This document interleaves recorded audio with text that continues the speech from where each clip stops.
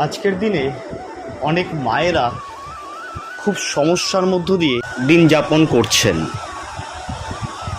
কেননা প্রত্যেকটা মা, প্রত্যেকটা বাবার একটা স্বপ্ন থাকে তাদের সন্তান, আর সেই সন্তান যেন সার্বিকভাবে সুস্থ হয়ে সঠিক মানুষে পরিবর্তন করতে ব্যর্থ হয়ে পড়ছেন অনেক মায়েরা। যে মায়েরা এই সমস্যার সাথে জড়িয়ে পড়েছেন তাদের জন্য আজকে এই সলিউশনটা দেওয়া হচ্ছে। প্রত্যেক মা এরা সর্বপ্রথম লক্ষ্য করেন তাদের সন্তান সুস্থভাবে পৃথিবীর বুকে বেঁচে থাকতে খুব কষ্ট পাচ্ছেন, আর সেই কষ্টটা সেই মায়ের মধ্যেও যেন ফুটে ওঠে।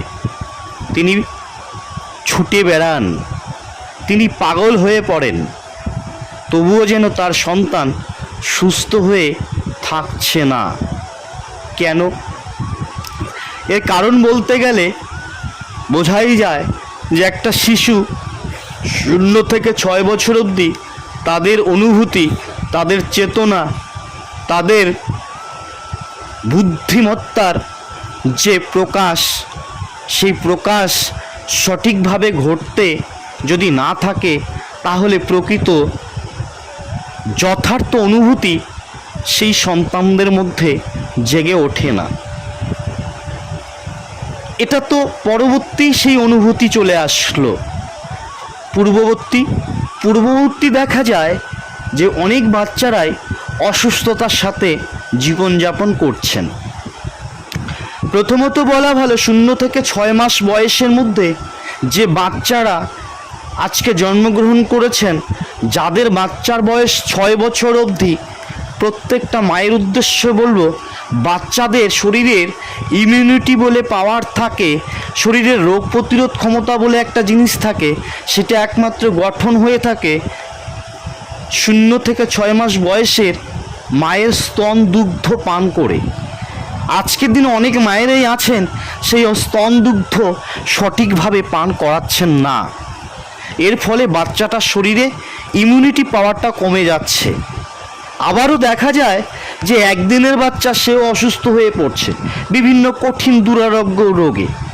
এক্ষেত্রেও বলা যায় যে পূর্ববর্তী একটা মা, একটা বাবা যখন সন্তানকে পৃথিবীতে নিয়ে আসেন, তাদের চলন, তাদের বলন, তাদের নীতি, তাদের কোনো রোগ, সেটা কিন্তু পরবর্তী ডিএনএ টু ডিএনএ কনভার্ট করে সেই রোগের প্রকাশ ঘটে থাকে বাচ্চা জন্ম হওয়ার পরে।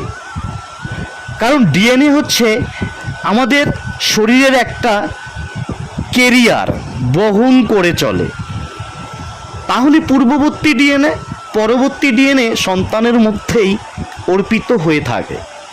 সেখান থেকেই জন্ম নেয় সৃষ্টি থেকে কি রোগ, দুরারোগ্য রোগ। আজকের দিনে মডার্ন যুগ হয়েছে, আধুনিক যুগ হয়েছে, এই যুগে চিকিৎসা ব্যবস্থার উন্নতম প্রসার ঘটেছে। তাই সেই সন্তানদের আজকে পৃথিবীর দিনে ডাক্তাররা অক্লান্ত পরিশ্রম করে তাদের সর্বস্ব উজাড় করে দিয়ে তারা সেই সন্তানদের পৃথিবীতে বাঁচিয়ে রেখে মায়ের কোলে তুলে দেয়। এটা একটা ডাক্তারদের কঠিন তপস্যার এক ফসল। কিন্তু তার পরবর্তীতেও দেখা যায় বিভিন্ন রোগের সাথে তারা আক্রান্ত হন। তাহলে সবার প্রথম কথা, মায়ের স্তনদুগ্ধ পান করানোটা খুব দরকার। জন্মের আগে মা বাবা সঠিকভাবে জীবন চালনা করা দরকার।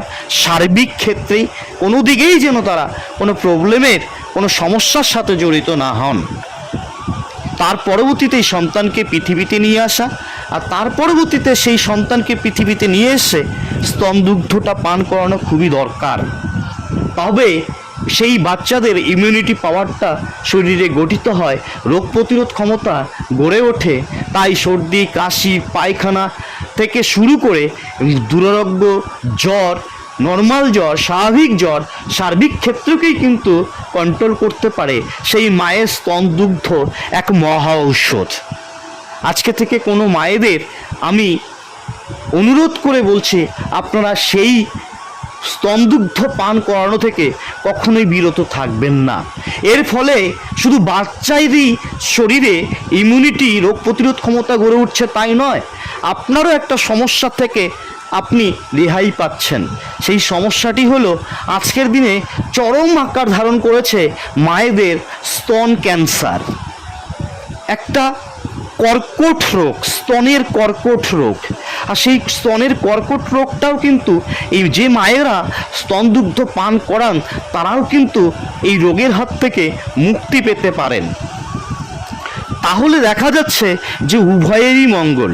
সৃষ্টিকর্তা পৃথিবীতে এমনভাবে সাজিয়ে রেখেছেন যে আমরা তার ভেদ করে চললেই আমাদের জীবনকে আমরা কষ্টের মধ্যে ভরিয়ে দিচ্ছি। সেই ক্ষেত্রে বলবো, পরিচর্যা একটা গুরুত্বপূর্ণ ভূমিকা পালন করে থাকে বাচ্চাদের ক্ষেত্রে। পরিচর্যা কি?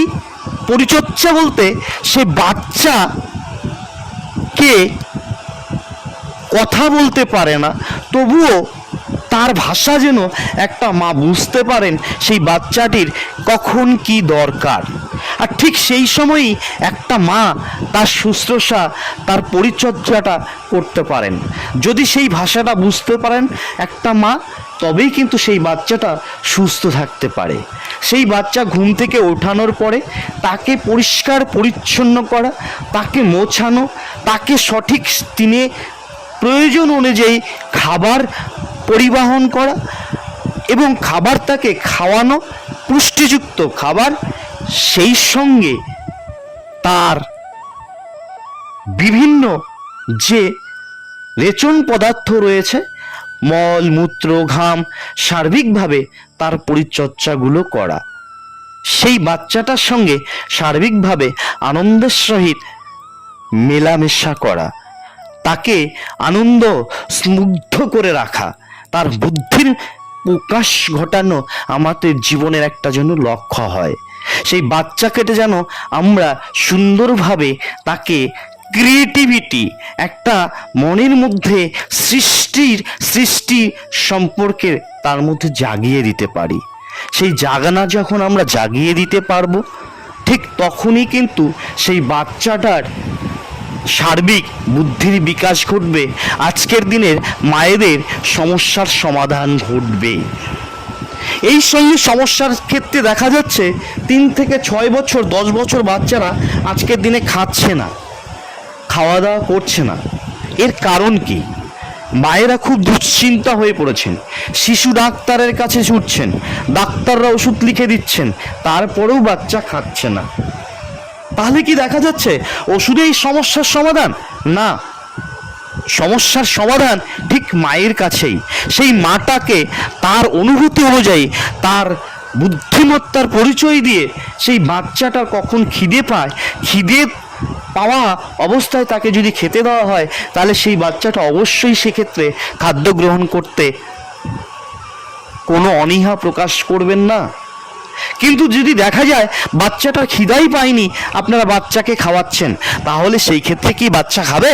আপনার মধ্যে যদি, সেই মায়ের মধ্যে, কোনো মায়ের মধ্যে যদি দেখা যায় যে খিদে পায় নাই, তারপরও তাকে খেতে দেওয়া হচ্ছে, তাহলে কিন্তু সেই বাচ্চার মাও খাবে না। তাহলে উচিত কি?